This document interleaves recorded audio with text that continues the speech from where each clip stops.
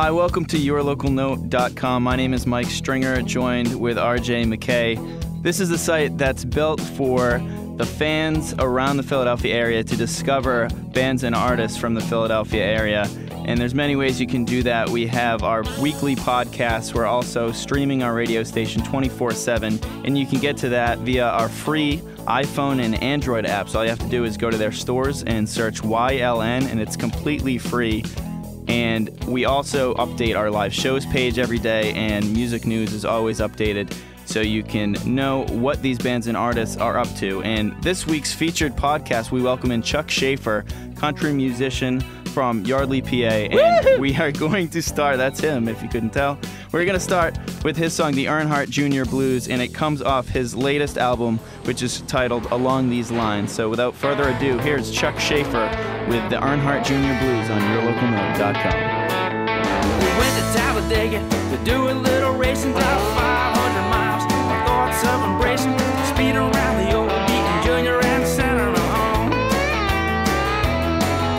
The winner of Daytona and 20 other races, over $40 million. Covered all the bases, a mountain of the man, a magician of the track and the chrome.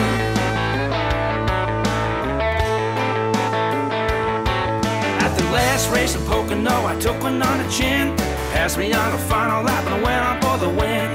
I was more than prime, cruise good to go, with no way of losing to my enemy, and boom, checking at the pit, looked over the gauges, they loaded on the tires, tinkered with the engines, everything is ready, time to get on with the show. Yeah. Oh, the sucker don't beat me again. Drove the car to the line, began in pole position, with JR running last. Wasn't in my vision. They dropped the green flag, hit the gas, I was gone. Had dreams of winning big and flexing on my brawn. Car was running fine, cylinders were turning like there was no tomorrow. Pavement really burning from the corner of my eye. That was there with a wink and a yawn.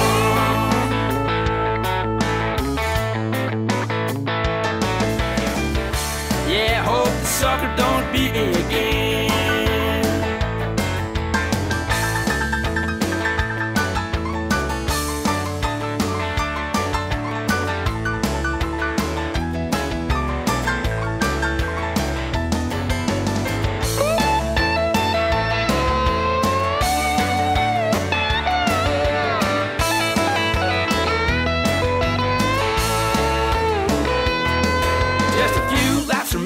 Had little room for error, so why the Lord cursed me with Earnhardt of terror. My heart began a thumping, a nightmare of living. Had to hold them off or else a hurting I was giving. So I veered to the left and steered to the right. He pulled out around me, went straight into the night. Knew right then that's the last time I'd see the man. I made it to the finish just a little bit later than that dog with number 8, son of the Intimidator. Stood beside the ladies wearing bud on the chest, trophy in hand, the champagne on the best. Looked down upon me and said to the letter, I'm the best there ever was, isn't anybody better. Slammed down my hat, can't believe a sucker beat me again. And that is the Earnhardt Jr. Blues, and you're listening to yourlocalnote.com, and I have a giggling Chuck Schaeffer to start the podcast. Chuck, welcome into the studio. Thank you so much, Mike. I appreciate it. No problem. That was a very fast version of Earnhardt. Well, first, say hi to our listeners and tell them where exactly your music career started.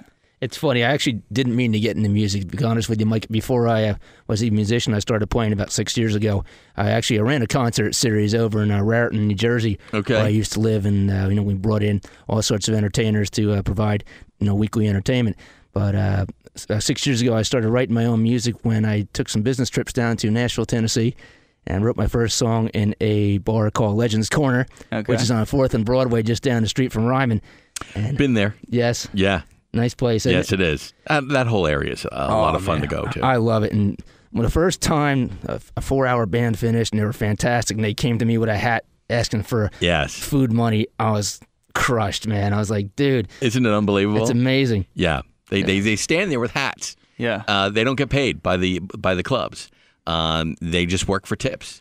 and you've got clubs up and down the street, and all those artists are in there singing and playing their heart out, and it all depends on how the fans think of them, and they're playing at like noon during the day. It's not just at night. Yeah. It's going all day. It's an amazing experience. Yeah, and they go till like 3, 4 o'clock in the morning every day of the week. It's absolutely incredible. So were you writing this first song as they're playing? Yeah, as a matter of fact, I was sitting in a back table by myself and on a trail end of a business trip. I actually used to have a company I dealt with up in Owensboro, Kentucky, which is the birthplace of Bill Monroe. Mm-hmm. So I drive up to Owensboro to make the 2-hour schlep back to Nashville, and I'd spend the night at the Opry and go to the bars afterwards. And just sat while this one band was playing I told you about, and sat at a table and just started writing, and just I was like, dude, this is cool.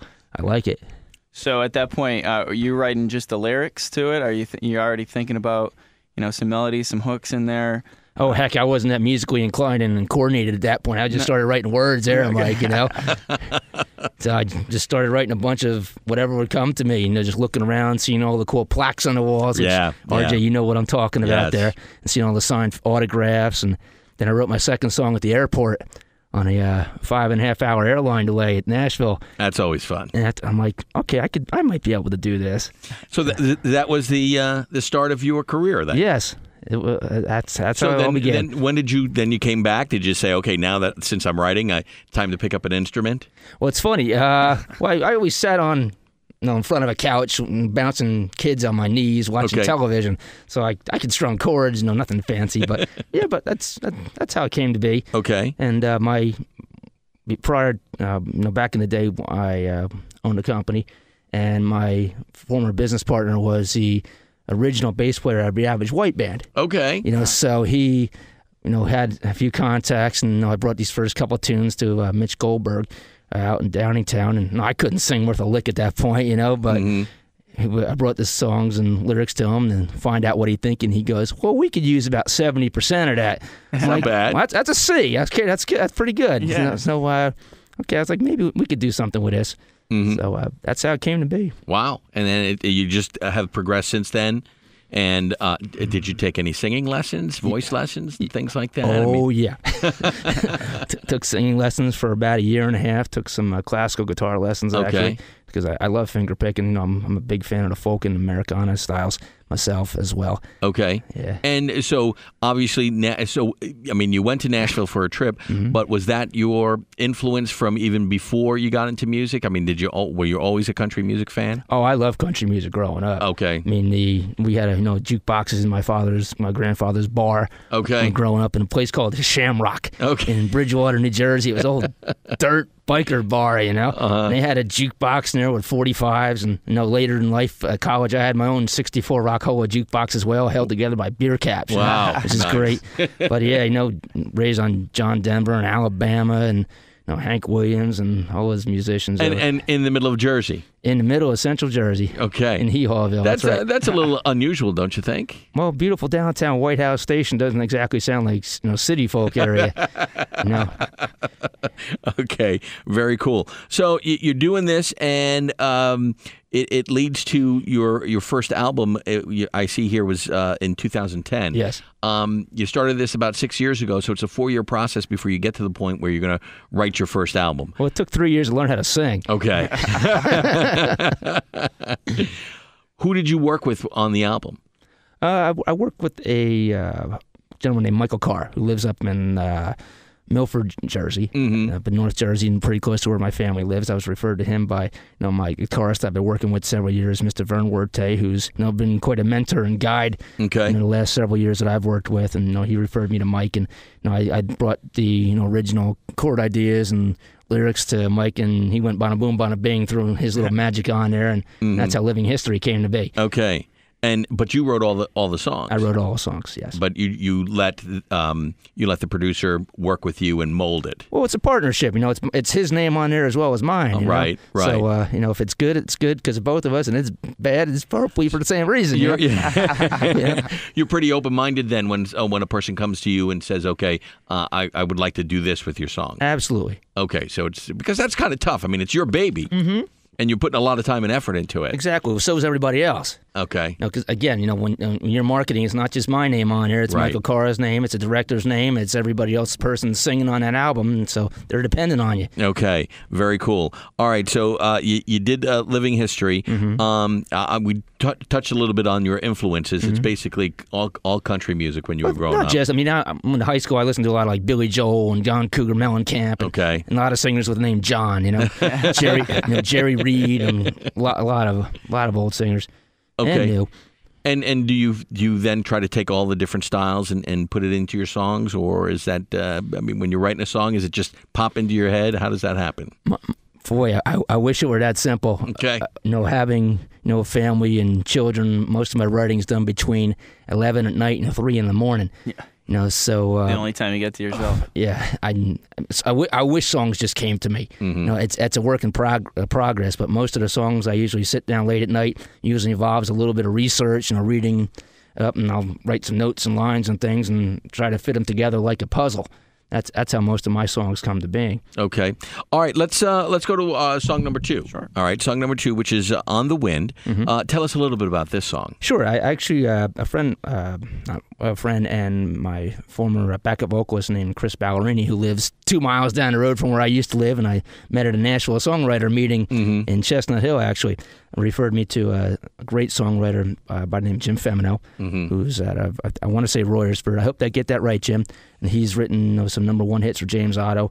And I said, I'm looking for a couple of songs for my second album, because I originally intended to write every song on the second album. I ended up being too busy with shows. So I was like, there's a lot of good writers out there. Let's make them a couple nickels as well. And let's learn something from them. Okay. So that's how we came up with On the Wind. All right. Very cool. And what is On the Wind about?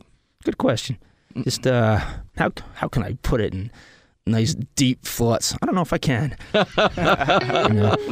So we'll just leave it at that. We'll leave it at that. Okay. Yeah. It's open to interpretation. Sure. All right. Sounds good. The song is called On the Wind. We're hanging with Chuck Schaeffer right here on yourlocalnote.com. I used to curse the wind, pushing me around. I fought it hard, still it blew me down. Down on my knees, where I could finally see all it ever wanted was to carry me.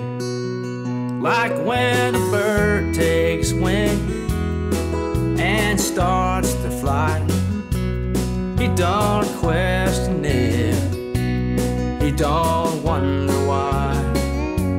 Lord, give me the faith of my little feathered friend, knowing you will always carry me on the wind.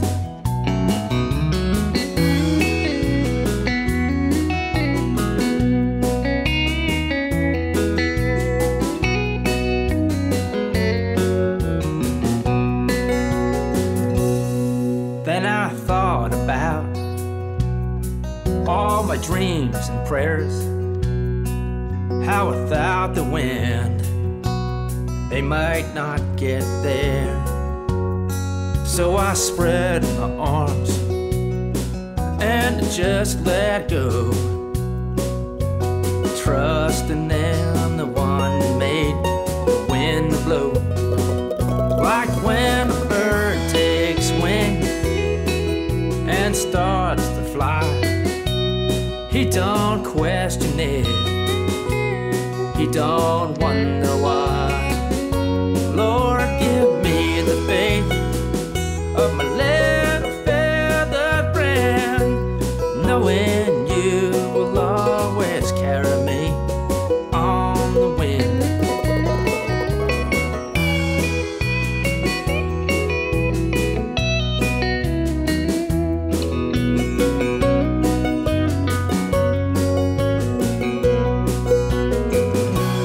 Used to curse the wind every time it blew. Lord, now I see it was pushing me to you.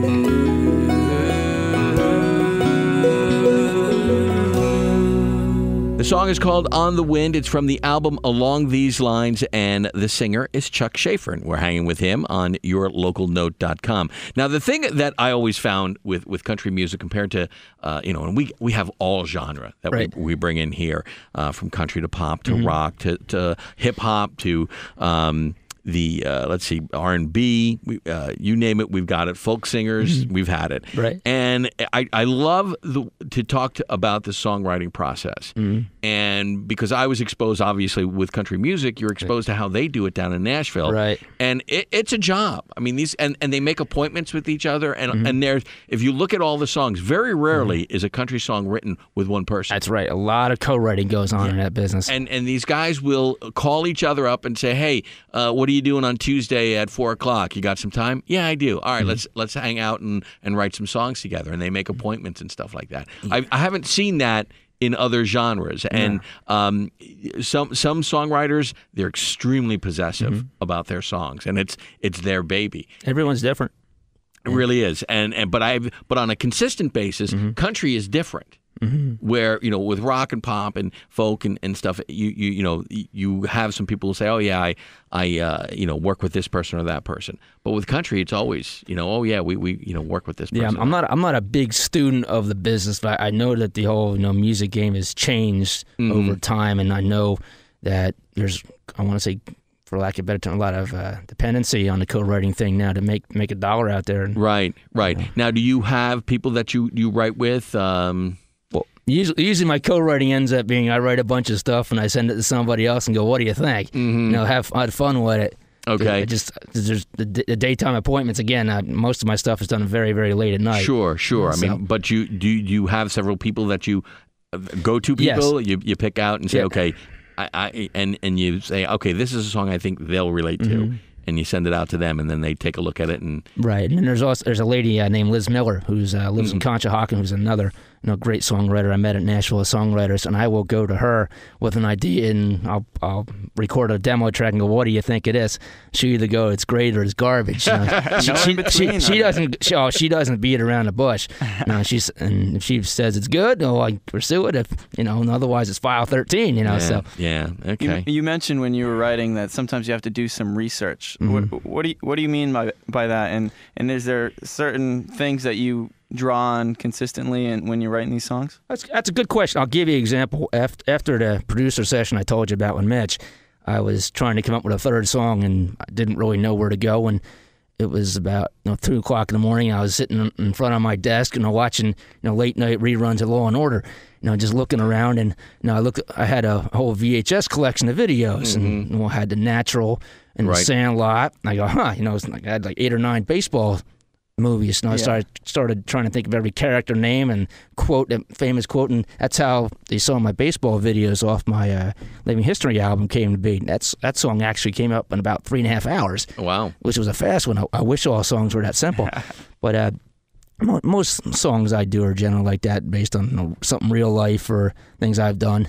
I don't read a lot of fiction. I don't read a lot, for goodness sake. You're too busy. Yes. Okay. Now, do you have regular band that you play with, or do you pick and choose as you go along when you're doing your shows? Well, I do shows depending on the situation. I do songwriter nights, which are solo. Just this past, recently I played at Kearns in Ben Salem, where I played with a 5-piece band. There's a specific gentleman I usually, or go-to gentleman. I mentioned Vern Warte, who is a great picker up from Central Jersey. A gentleman named Jim Thompson, who is a regular bass player on a radio show called the Heartland's Hayride, which I do a couple times a year. Another person, Mark Young, on keyboard, who I met through another band.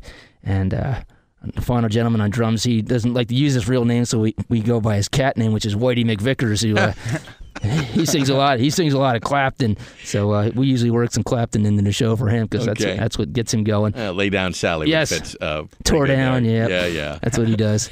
That's great. I call him Animal, because I say, we unlock the cage, let him out for a song, we put him back in there. It's always a drummer. Yes. Yeah. There's always a quirky story about a drummer. Yeah. We've been doing this for 2 years, and it never fails that the band comes up with a story about the drummer. Never boring. Yes, and Mike is a drummer himself. Yes. So let's move on. Yeah. I do you have your own cage too? That's why the drums are in the basement. Nice. It's funny, you walk into my house and I have two daughters, 11 and 9. And the one's she plays fiddle and she's acting and she has a violin and a ukulele, and my other daughter, she's in a national choral conference. She's got drums and xylophone. Wow, so it's a family business now. And the whole house is filled with instruments. Why do you have to wait until 11 at night then to make music? Why don't you just, collaborate with them during the day? They sing. They listen to the modern stuff, a lot of my stuff is a little bit more old school. Okay. But do they like what you write? Do you play it for them? And I do. Okay, and are they nice to Dad? They polite to Dad? Well, as long as I keep ripping out the credit card and getting the free, caramel almond coffees at Dunkin' Donuts on a free Mondays like yesterday, I'm good. Okay, so you're a typical dad. So for 6 weeks, I'm good. Yeah. Yeah, that's great. That's great. So did they just naturally pick it up? I mean, you didn't influence them in any way? I mean, I don't think what I did hurt. Right, but I'm just saying you didn't say, okay, I'm doing this, you should do this type of thing. No, not absolutely. They chose not a stage dad. I mean, I sang Jimmy Buffett for 9 months before Allison was born every day to sing, what is it, Come Monday. Right. And I probably sang that song 7,000 times in my day, so they can't wait for the first Jimmy Buffett concert, which hopefully he'll be around again this year. He's around every year, absolutely. That's great. So it's good that they love their music and makes it easier for you then. Yes, a little bit. Okay, that's cool. So do you look at, life experience, you've got daughters who are into music. That's got to be a source of songwriting. Oh, yeah. I've written a couple about them. Okay. And it's also, the music's also presented, several opportunities. We went out to Los Angeles last year for... because we're having my brother's 40th birthday party at Disneyland. Okay. We did a show at Genghis Cohen, and while I was warming up in the back, Dolly Parton was eating or taking off in front, so they got to meet Dolly. Nice. I missed Dolly, but they got to say hi to us. Nice. I know I would have sang back up and opened for her if she wanted to stay around. That was nice. Yeah. Yes. I had one time we were taking people backstage to meet Reba McEntire. Mm-hmm. And my mom called. At the time, I'm waiting online. I'm like 2 or 3 people away from meeting her. And I'm just like, she's like, so what's new? I'm like, I'm going to meet Reba McEntire in about 5 minutes. Can I call you back? Really? Tell her I said hello. I'm like, really? Yeah. Come on, Ma. Relax. Hi, Reba. I've been waiting all this time, and my mom says hello. What's funny, you talk about cell phones. You go into most shows, and they say, turn your cell phones off. Right. Well, I usually tell people, turn them on and dial your favorite phone number, because, I've sang Johnny Cash into the cell phones for people. Sure. That's well, you got to get more listeners, right? Of course. Exactly. You're talking about some of those online services. That's pretty good one too. Yeah, that's true. That's true. All right. Let's talk about. When we go to song number 3. Yeah. Let's talk about. Wait a minute. Before we get to song number 3, let's talk about the albums, Living History. Then along these lines. Yes. You had your first album, which had to be a great experience. Yes, actually, the Living History. How we came out with that title is on a summer trip to Maine. Mm-hmm. And Living History was the sign at Pittston Farm, which is about 20 miles up a dirt road near the Canadian border. Wow. Up in the boondocks. You were way up there. Yes, and we were spending my parents' 40th anniversary up there doing a lunch. And that we took long way to go for lunch. Yeah. You talk about eating lunch with cows and flies, and they're always great. So you were inland. You weren't near the shore where there was plenty of lobster. We were inland. Yeah. Keyword, underline in about 6 times. But it was pretty cool. And they had like this sign painted on front of the house that had a Living History on it. Pittston Farm, Pittston Farm, Maine. So we took that shot, and that's what the front cover of the first album is. Very cool. Yeah. What differences did you find? Going from the first album to the second album. Obviously probably learned a lot doing the first album. What did you do different from the first album to the second album? Wow. Well, that's a good question. Firstly, again, I worked with other co-writers on the album. The title track Along These Lines is written by a songwriter named Craig Bickhart, who's another great Nashville writer. And it's a first full album. It has 12 songs out as opposed to Living History, which has 6.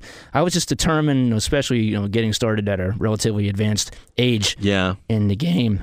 You go down to Nashville, and you see a lot of very young people. Yes. And I walk into a writer's night and I'm twice their age. I'm like, hello, nice to meet you, kids. We interviewed a while back the young lady from New Jersey, Peyton Taylor. Oh, Taylor, yeah, Peyton. Yep. She's like 15 or 16. So, and she's been down there, and Taylor Swift went down there when she was 14. Yeah. And she's not she's from the Reading area. Yeah, I know. I almost hired his father not his. I almost hired Pat Garrett, who knows who knows Taylor very well. Yep. And he was telling me the whole story about Ms. Swift. Yes. So, more power to her.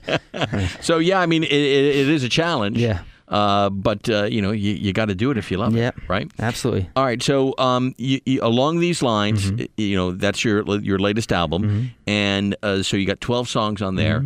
Is there a theme to it, or is it just I write a song here and put it together, and then write another song, and they may not match, or it's type of thing? Well, I jokingly write that I try to play music that doesn't suck. Okay. I do a better job.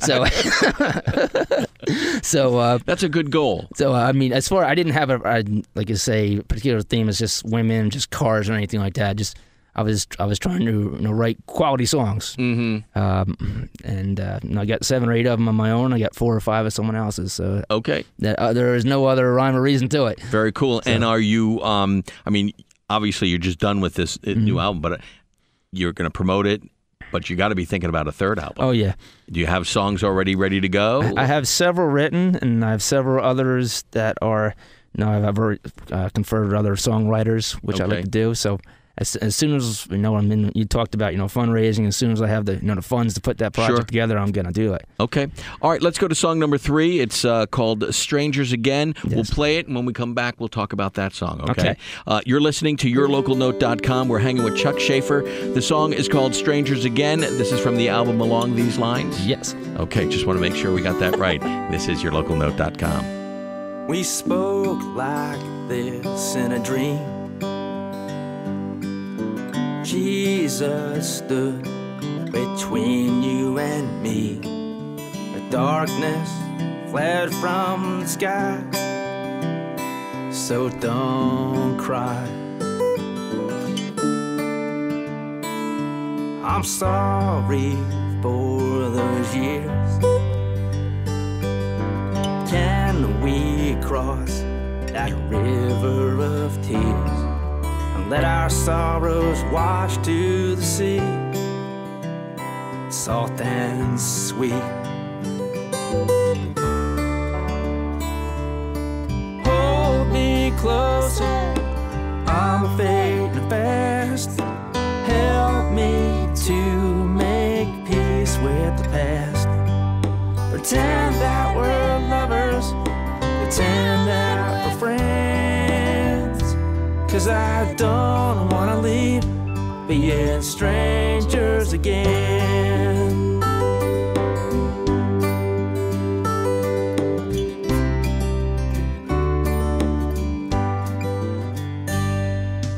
Wish that I could stay, kiss your wounds and swallow up the pain. How I wishing made it so, but it don't. I never meant you harm. Angels danced when you were in my arms. Now I hear the sound of a midnight choir. Goodbye.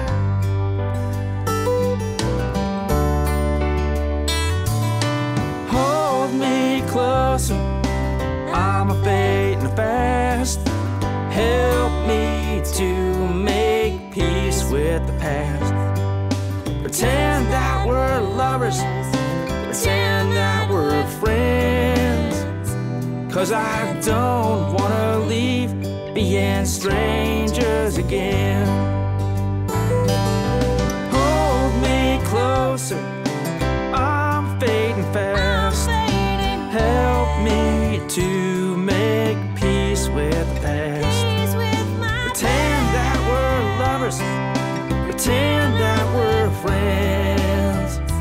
'Cause I don't wanna leave, being strangers again. Don't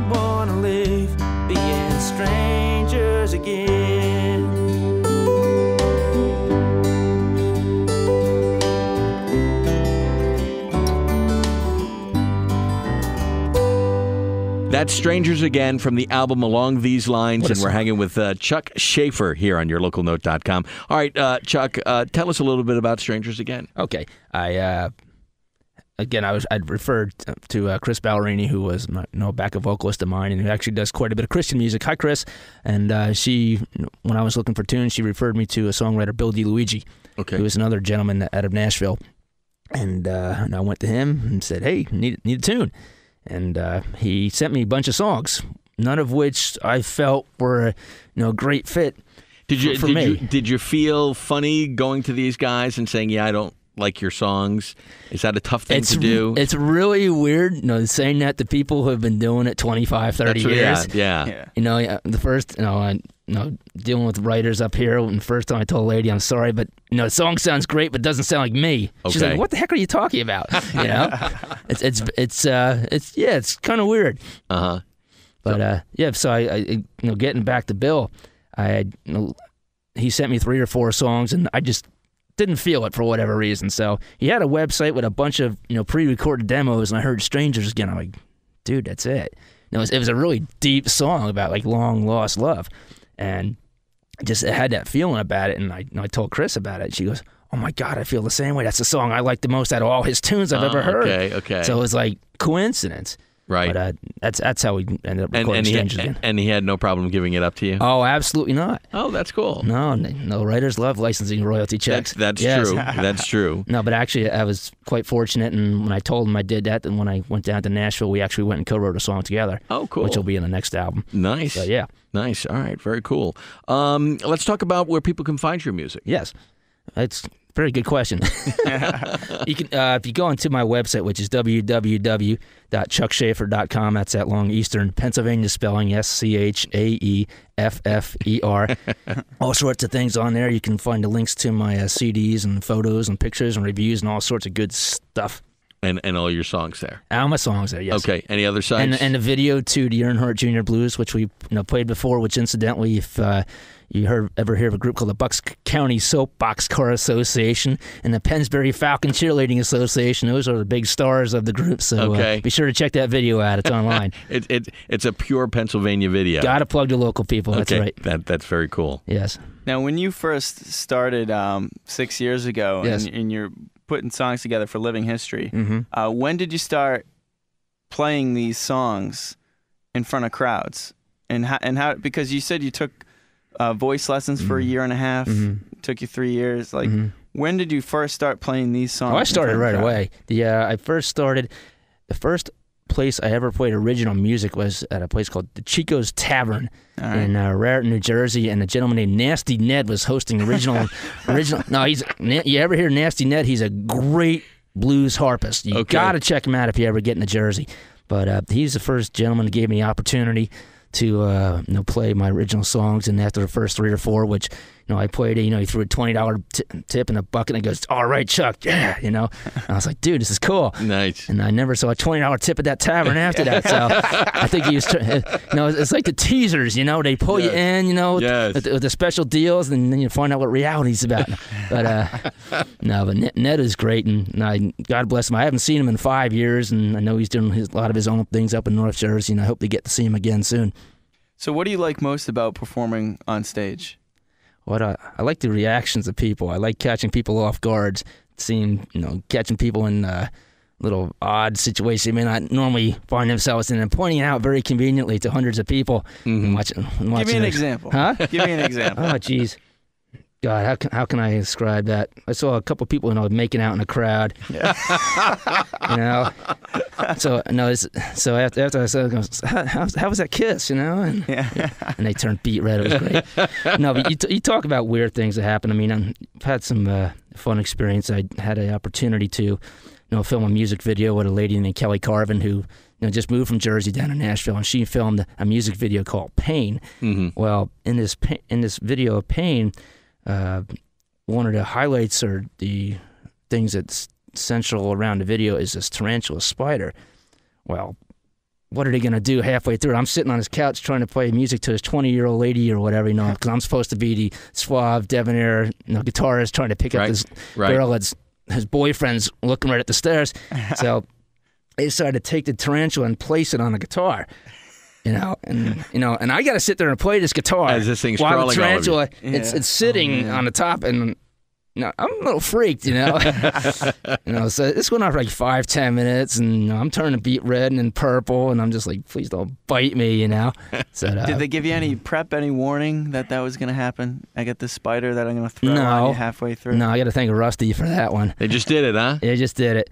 So I guess they wanted a natural reaction. Well, they should have said, which got I it. guess probably didn't match up the suave debonair musician you were describing. Well, that's not usually me, but I had to play one on TV, Very good. Yes. Excellent. What are some of the shows that you have lined up?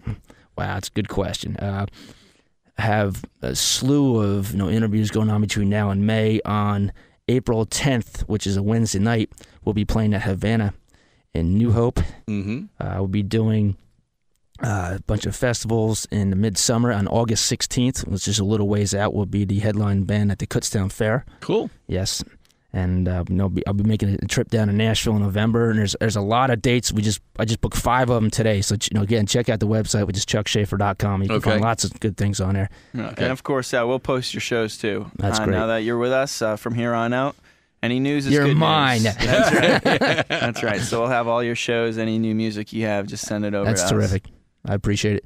Well, Chuck, thank you so much for joining us tonight. No, this has been a lot of fun. I appreciate it. Good. I'm glad you enjoyed it. Yes. Your last song is called Big Old Buick. Yes. This is a sing-along song you were talking about? Yes, it is. I usually either open shows with it or close shows with it. It's about a banana-colored 1976 Buick Regal. Okay.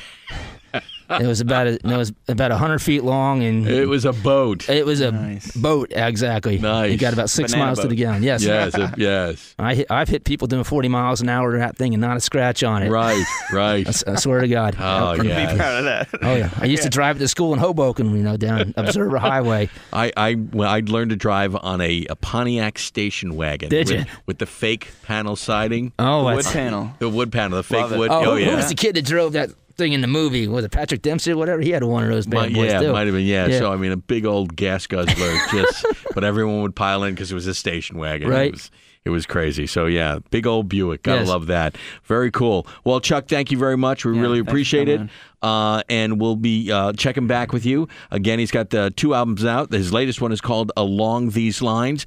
This song is called Big Old Buick. But just want to remind you, next week we're going to have another podcast, a brand new podcast, so check it out. Don't forget, we've got our apps. Just all you have to do is go to the respective stores and type in YLN, and you can download it absolutely free. And we are streaming 24/7. So check that out again. And of course, if you've got any comments, you can send it to us at contact@yourlocalnote.com. All right, we're going to end it up with Big Old Buick from the album Along These Lines from Chuck Schaeffer right here on yourlocalnote.com. Here we go.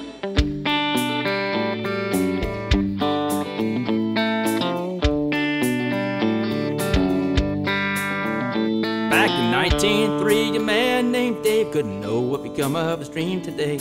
Metal and rubber for a couple of bucks. Every guy could buy a pickup truck. Drive to the lake, bask in the sun. Drink a little beer and have some fun. When it's dark, crawl and back and park in my big old Buick, body full of rust. Just keeps on going and gotta trust. Big old Buick down that dirt road, kicking up the dust. Well, I was 17, wild and free. Took my big old Buick, raced for the sea. Pedal to the metal, tearing up the road. 110, so I was told by a trooper on Route 19. He walked up and said, "You crossed the line." I said, "Hello, friend, so we'll meet again." My big old Buick, body full of rust, just keeps on going and gotta be trust. Big old Buick down that dirt road, kicking up the dust. Yeah, I think about the times, about the days my head was in a constant haze. Rumbling down the highway, my Buick and me. Now my mode of transportation's cause for fear and desperation. Nowhere to run, nowhere to flee.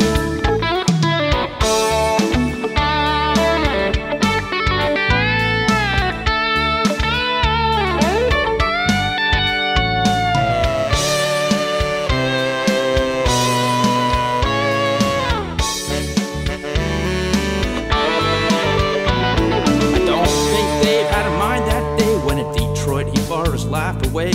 Long time gone memory, a little faded. Got the big old Buick being towed and berated. Slipping, snow, sliding, rain, 8 miles to the gallon, drive you insane. What's in my spot of the parking lot? Yeah, you guessed it, my big old Buick, body full of rust. Just keeps on going in God we trust. Big old Buick, down that dirt road, kicking up the dust. My big old Buick, body full of rust. Just keeps on going in God we trust. Big old Buick.